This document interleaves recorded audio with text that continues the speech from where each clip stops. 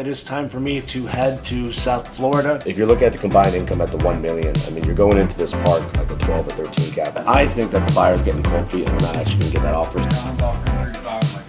Oh, Commons offering 5 flat. All right, so we're at the Met. It is Chris's first time here. Hey guys, welcome to the episode. So today I'm back in my New York City apartment. This next upcoming call, I have a listing called Stevens Mill Village, which is an $850,000 deal, 25 lot park in Goldsboro, North Carolina. We were supposed to be getting an all cash offer.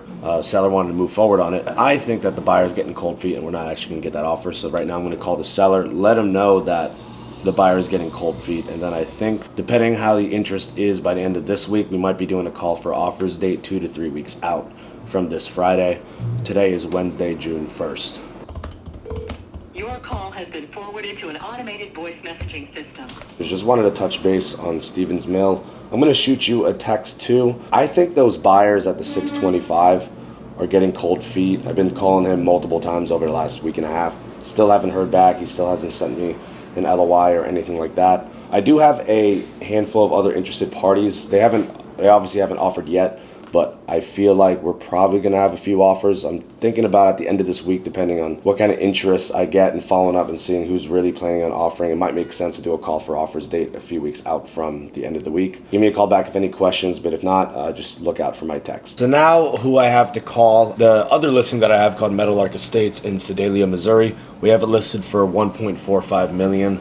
We did get an offer at $1 million, which in my opinion is extremely low based on where the financials sit currently. These buyers were referred through a guy named Brady Hanna that I know out in Kansas City who was looking at the deal. I don't know anything about these buyers, so one, I have to clarify who they are, what their background is, do they own mobile home parks already? And then two, before presenting this offer to the sellers, I'm gonna preface, hey man, 1 million's not gonna work. They need to get the pricing up. Still going to present the million, but realistically, the seller's not going to take it and try and figure out why they're coming in at $1 million. A lot of times, obviously, everyone's trying to buy a deal as cheap as possible, but I try and figure out, okay, if they're serious about buying this property, why are they coming in with such a lowball offer, and how are they coming up with their evaluation? Hey, Miles, how's it going? That was good, Armand. So you and Jeremy, what are your guys' backgrounds and just involvement with each other, just so I kind of have a full understanding of you guys? Sure. So Jeremy and I met through Brady and Jeff. Okay. Brady Hanna and Jeff. Yep. We have both been through the boot camp. Yeah. Let me just, how well do you know Brady and Jeff? Yeah, Brady, he's looked at a bunch of my deals. We almost closed one a while back. I'm familiar with them. I know Brady's a really good owner, operator, and buyer out of Kansas City. We both went through the boot camp, Frank Roth, Yep. a couple of years ago. We've both been trying to break into the mobile home space for a couple of years. Jeremy's had single family home rentals for years. He's got about 21 rentals, I believe. And we both have professional jobs. Okay. I'm a chemical engineer by degree. Been working in water treatment for the past 11 years. Do you guys already have any banking relationships? So like whoever you bought your single family homes through, are you probably going to go through them for financing on the deal, or what's kind of your plans as far as getting the deal financed? So one thing I do know on the front end, the sellers can't hold paper on the entire purchase price. They are willing to do partial financing. Let's say they finance like 150 or 200,000 as a second, but I do know they're not going to be able to finance a large portion of the purchase price. No, we have started a trade relationship with a bank called Community National Bank. It's the same bank, one of the same banks that Brady and Jeff use. Okay. We're located over in Kansas, small bank. Just being transparent before I do send this to the sellers, I know they're going to push back on $1 million. Any reason why you guys are coming in that low? I do know that obviously the typical pushback is going to be that it's on a well and lagoon, but anything in particular as far as the numbers, or kind of how are you guys looking at this? So we looked at it, and I called Brady to get his take on it too. We got 115,000 revenue, over 35% expense ratio since we have the private utilities. The NOI is 75,000. Are you looking at just the land income and you're not counting any of the park on home income? Yes, to start with, because it's my understanding that the bank won't cap the park on home income. So from my experience, typically on larger deals, that's true. Smaller deals like this, typically they will cap rate the entire income of the park, just on usually on smaller deals like this. So I think that's kind of where we have the conflict of valuation. So for example, I know the land you're looking at a 4.5-5% cap, but combined we're sitting right under a 10 cap. If you're looking at the combined income at the 1 million, I mean, you're going into this park like a 12 or 13 cap, and you're probably over a 20% cash on cash return year one. So I know the seller's going to push back on $1 million, and I know they're not going to take it. So I'm just trying to be upfront with you guys. No, I appreciate that. I mean, are there any parks out there that are trading at double-digit cash-on-cash returns year one, or double-digit cap rates? So yeah, so that's where like coming in at $1 million, even me just thinking it like, well, how would I be looking at this? Like $1 million is just too low. Fair enough. I kind of saw that coming. I do know that they will come off the 1.45 we have it out there at, but I know they're not going to come off that much. They're more concerned with the total purchase price. So if you need to get creative and let's say you're coming in, let's say you were going to hit their 1.45. If you were to come in at like 1.2 million bank financing and then have them hold a second for the other 200,000, and you could get favorable terms where it'd be like interest only for 3 to 5 years. And then you got clear upside here. So just to give you an idea, Elm Street Mobile Home Park, which is literally on the same road just north of this park, their lot rent's already at $350 and they're planning on going up. I mean, we're at $300 on this, and then you got 3 vacant homes that are ready to be filled. If not, they will be filled by the time you're actually closing on the deal. I mean, nothing's trading at 10 caps today, even rural parks on lagoons and well water. So the sellers aren't in a situation where they need to sell and they're in a dire situation like, oh, we got to get out of this. Like, they're happy with holding it, so they want to get paid a fair price in the market. All right, appreciate it, Miles, and let me know if you got any questions. Yeah, thank you. Thank you. Armand with Other Street Advisors. Just wanted to circle back around on the investor that I was telling you about that owns parks all throughout Wichita. He drove your park a couple weeks ago, and then I also gave him your number. He might have reached out already. His name's give me a call back whenever you get the chance. I want to get some info on the park. They do want to come up with an offer to potentially buy Willow Creek. 561.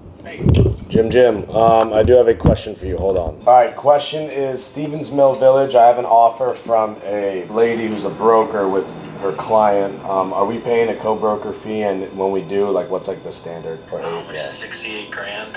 I mean, 1%. I mean, I'd like to tell her no, but I mean, because we already have to pay our broker of record $5 grand. We're already paying the broker of record. I would say, I would see if you could get her to just say, buyer pays her any broker fees that she has going on.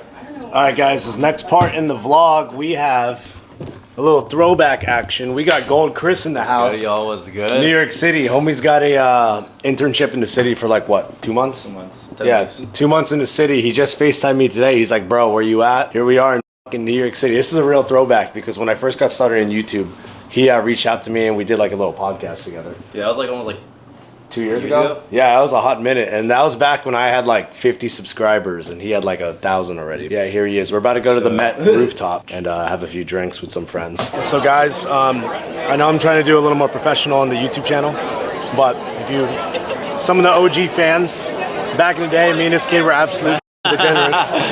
So now that he's back in the city, we gotta keep the tradition going. Cheers, buddy. I went in my nose. Woo, woo, woo! Chug. oh, you're chugging. Only one of them. What the f*** this is, bro? Go back to old times. Anyways, that's a wrap. See you guys later. Hey, Lisa, this is Armand Violi. I saw your email last week regarding the offer on Stevens Mill Village, the Goldsboro deal. Just wanted to double check a couple things before I send it over to the seller. He is at $600,000 with no financing contingency.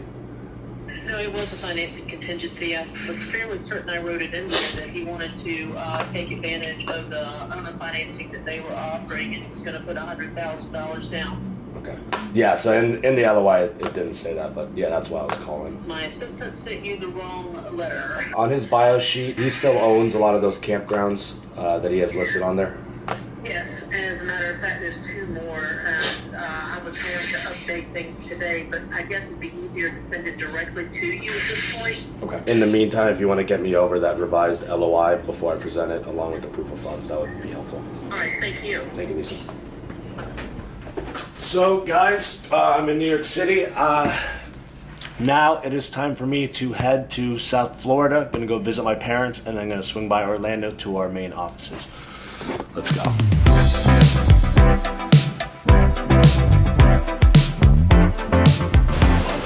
When I first talked with Jeff, after I sent it out to about 10 main buyer groups of mobile home parks in Ohio, none of them heard about this except for one guy. So then I went back to Jeff. I said, hey, do you have anyone that's mobile home park specific working on this? I mean, that's when we knew it wasn't, because 10 of the main buyer groups that hear about pretty much every single deal in the state of Ohio that control almost every single large park didn't hear about this portfolio. So we knew right off the bat it's getting in front of the wrong people. So the way the process has been going, regardless if you guys do want to sell or not, we're just running into issues in how the info is being put out there, that even these qualified groups who would buy the deal are getting strung up and not pursuing it like they would normally.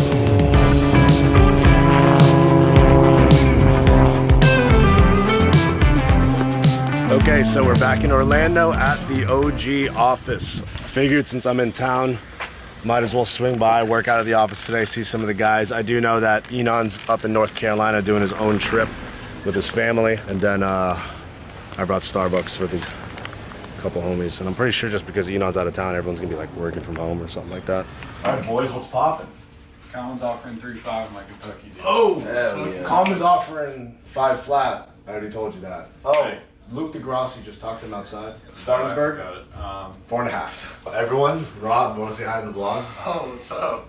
Rob, you guys might remember him from Salt Bay vlog. We were talking about he was gonna be on the street advisor. Here he is, live in the flesh. Advisor as fuck. Cesar Ovando, you guys remember him from the last vlog. Anyways, we are gonna get to work. Thank you guys for watching this sort of 2-week episode. I'll give you an update. Hopefully there's some calls by next week that'll be a little more entertaining as far as the presenting of the counter offers of Meadowlark, a few other offers presented and negotiations that we have going on. But stay tuned till next week. Don't forget, like and subscribe, and have a good day.